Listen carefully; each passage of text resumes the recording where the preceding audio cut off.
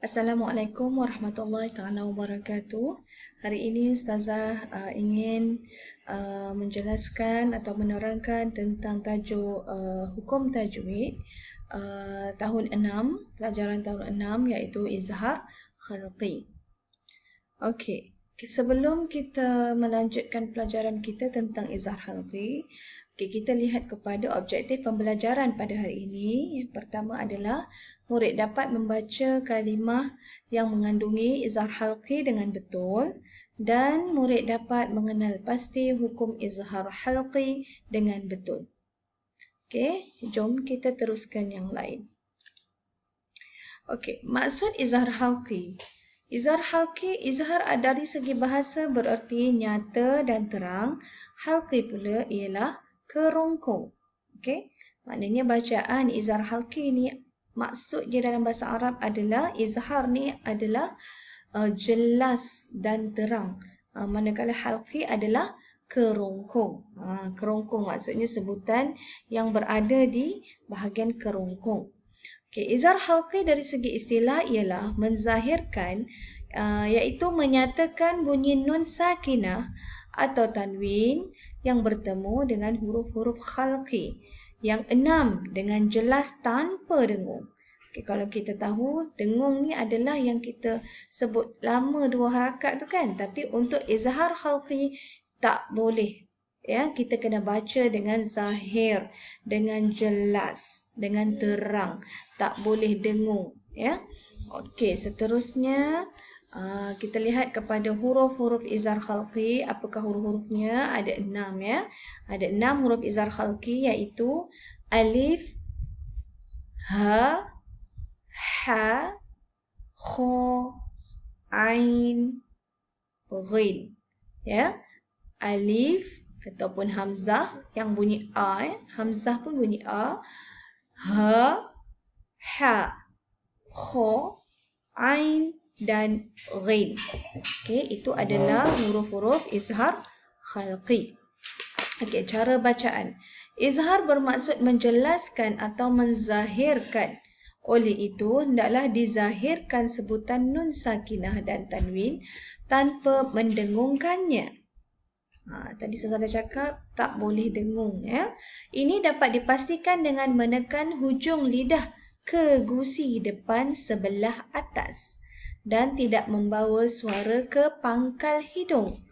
Izhar juga boleh ditunaikan dengan cara mempercepatkan sebutan nun bagi mengelakkan dengung tersebut.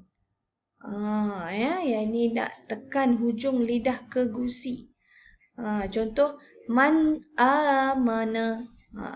Man amana maksudnya kita tekan huruf nun tu. Kita tekan huruf nun tu supaya kita dapat mengelakkan daripada dengung, ya. Okey. Contoh kalimah yang contoh-contoh kalimah tanwin bertemu dengan huruf izhar. Okey, yang pertama adalah tanwin ya. Tanwin kalau kamu ingat, tanwin iaitu baris 2 di atas, di bawah dan di depan ya. Okey, tanwin bertemu hamzah, tanwin bertemu ha, tanwin bertemu ain, tanwin bertemu ha, tanwin bertemu ghin dan tanwin bertemu kha. Ya, bertemu huruf kha. Okey, ini 6 huruf ni. Di mana keadaan yang kita nak tengok tanwin bertemu dengan huruf-huruf tersebut. Okey, kalau kamu tengok dalam skrin ni, ia adalah yang berwarna merah. Ya, tanwin dia bertemu dengan huruf alif ya. Tanwin bertemu dengan huruf ha. Okey, kita tengok satu persatu bagaimana bacaannya. Okey, bismillahirrahmanirrahim. Hasidin idza. Maksudnya kita tekan lidah kita supaya tidak sempat untuk dengung, supaya kita tak boleh tak perlu dengung ya. Salamun hiya. Okey, salamun hiya. Tak boleh dengung di situ. Tidak dengung ya. Jannatin aliyatin. Okey, jannatin aliyatin. Okey, tin bertemu ain ya. Tin a. tin a. Okey.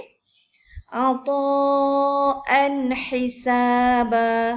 Tanwin bertemu ha. Ata'an hisaba. Okey. Seterusnya ajrun ghairu mamnunin. Ajrun ghairu mamnunin. Tanwin tu kita tekankan. Bacaan tanwin atas ke, bawah ke, depan ke, kita kena tekankan. Okey. Dzarratin khairan. Dzarratin khairan. Maksudnya kita, bila kita baca tu, kita dah tahu dah kita baca ni dengung ke ataupun jelas dan nyata. Okey. Seterusnya kita lihat contoh nun mati pula bertemu dengan huruf izhar. Apakah contoh-contohnya?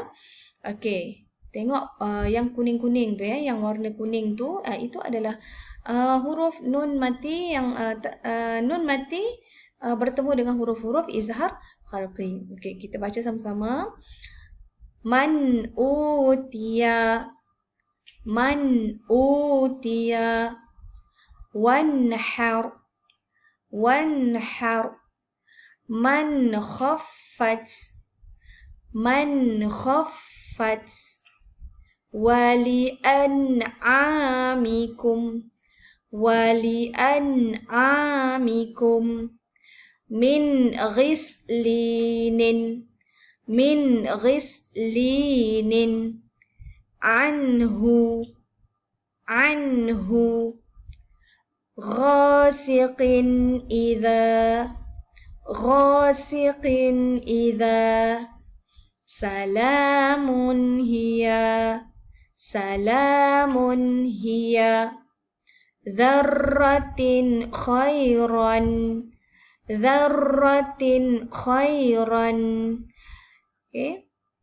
Seterusnya narun hamiyatun, narun hamiyatun, yawma idzin ani, yawma idzin ani.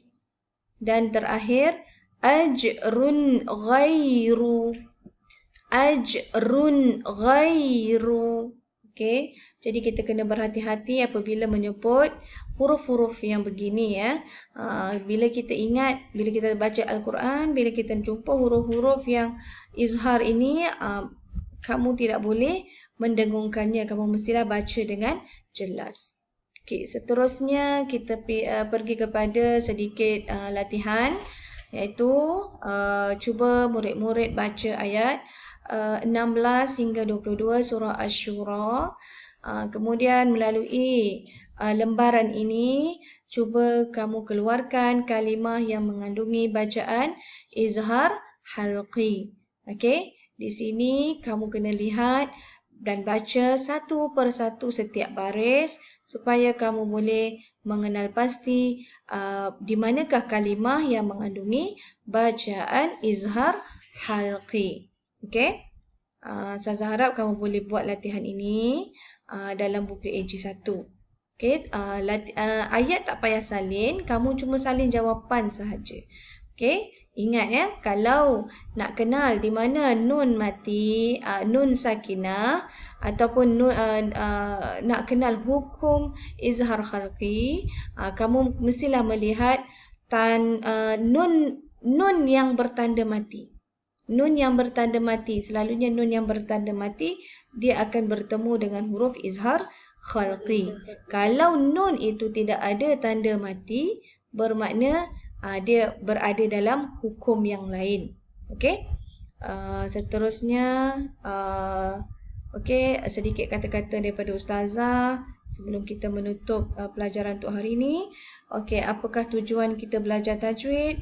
Tujuannya adalah untuk memelihara lidah daripada kesalahan membaca Al-Quran. Warattilil Qur'ana tartila, dan bacalah Al-Quran itu dengan perlahan atau tartil bertajwid.